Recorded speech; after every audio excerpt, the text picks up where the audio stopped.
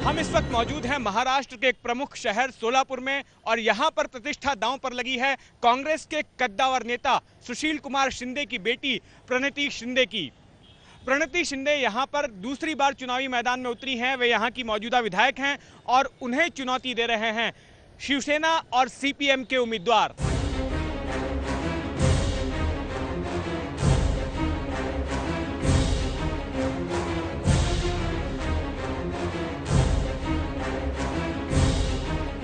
दक्षिण पूर्व महाराष्ट्र के इस शहर सोलापुर को किसी जमाने में भारत का मैनचेस्टर कहा जाता था। यहाँ की टेक्सटाइल इंडस्ट्री की वजह से यहाँ पर करीब 16,000 पावर लूम्स हैं, जहाँ पर बनाए गए तौलिए और चादरें न केवल भारत भर में भेजी जाती हैं बल्कि विदेश में भी इनका निर्यात होता है। इन पावर लूम्स में करीब 80,000 कारीगर काम करते हैं। इंडस्ट्री में मॉडलेशन के लिए, मार्केटिंग के लिए और नए कामगार आने के लिए, कामगारों की बहुत इधर शॉर्टेज है। नए कामगार आने के लिए जो कौशल्य विकास योजना, पंतप्रधान कौशल्य विकास योजना है, इसके बड़े पैमाने पे एडवर्टाइजमेंट होके गवर्नमेंट का इंफ्रास्ट्रक्चर यहाँ आना चाहिए। आज इधर एयरपोर्ट सर्विस आना चाहिए और उसके बाद इसको जो लगने वाली मूलभूत सुविधा है, रास्ता, पानी।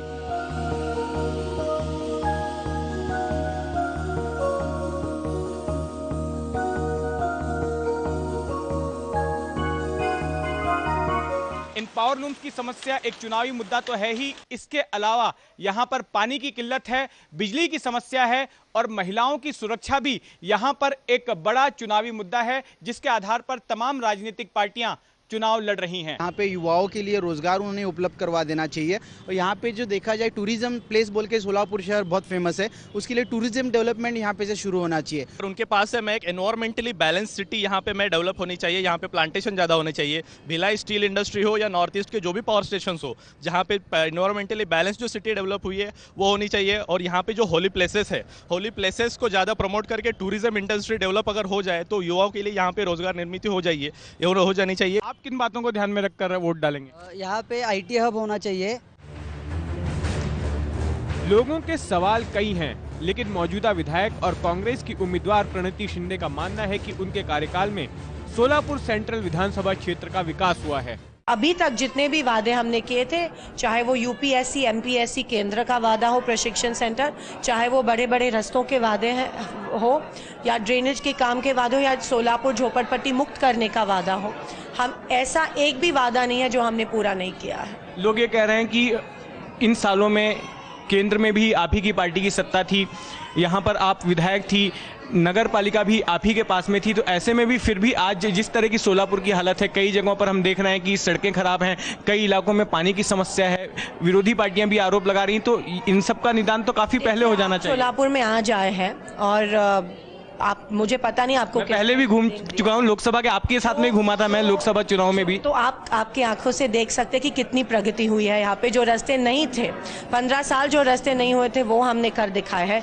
यहाँ पे NTPC, Bharat forge, Thermax, BSF जैसे बड़े प्रकल्प आए हैं। आप देख सकते हैं डोमिनोज जैसे, बिग बाजार जैसे बड़े बड़े कंपनी सोलापुर में आते हैं। ये कंपनीज नहीं आते अगर यहाँ पे इंफ्रास्ट्रक्चर नहीं होता तो, और इंटरनेशनल एयरपोर्ट की काम भी स्पीड से चल रहा है। सोलापुर सेंट्रल सीट सीपीएम का गढ़ मानी जाती रही है। साल 2009 में सीपीएम के नरसैया आदम को हराकर प्रणति यहां की विधायक बनी थी। नरसैया आदम फिर एक बार चुनावी मैदान में हैं और उन्हें भरोसा है कि सीपीएम यहां अपनी खोई प्रतिष्ठा फिर हासिल करेगी। महाराष्ट्र में जिन गिनी चुनी सीटों पर सीपीएम का दबदबा है, वहां पर यह भी एक सीट है। कई सालों तक इस सीट पर सीपीएम का विधायक रहा है। आपको लगता है कि वो जो खोया हुआ सीपीएम का दबदबा है वो इस सीट पर वापस लौट पाएगा? मुझे बोलो, 1500 करोड़ खर्च करे, इतना ड्रेनेज पर लाए, पानी पर लाए, रास्ते पर लाए, इसके पर लाए, फिर हमारी माँ बहने क्यों मैदान पे आमने सामने बैठ रहे? आपको लगता ना आपके घर में लोग नहीं? मालूम ना आपको? आज हमको गुस्सा आता है तवाड़ में, तो ये कोई प्रगति नहीं है, ये नाटक है। और यहाँ की जनता इस बार जितने मत से मैं गिराओ उतने मत से फिरा चुन कर देगा। शिवसेना बीजेपी गठबंधन के वक्त ये सीट शिवसेना के खाते में आती थी। अब बीजेपी शिवसेना के साथ नहीं है, लेकिन शिवसेना के उम्मीदवार महेश कोठे इस सीट पर कब्जा हासिल करने के लिए पूरा जोर लगा रहे हैं। शिवसेना महाराष्ट्र का कुछ तो भला करेगा, ये विश्वास महाराष्ट्र के लोगों में है, शोलापुर के लोगों में है, इसलिए शिवसेना का कैंडिडेट को ज़्यादा पसंदी शोलापुर में मिल रही है। चूंकि कांग्रेस एनसीपी का गठबंधन टूट चुका है, इसलिए प्रणति शिंदे को इस बार यहां एनसीपी की चुनौती का भी सामना करना पड़ेगा। एनसीपी ने विद्या लोलगे को प्रणति के सामने उतारा है। बहुत सारा कामगार वर्ग है जो यंत्रमाग धारक, हाथमाग धारक और सूत मिल बंद पड़े हुए हैं। इसके वजह से बहुत सारी बेरोजगारी हो गई है शोलापुर में।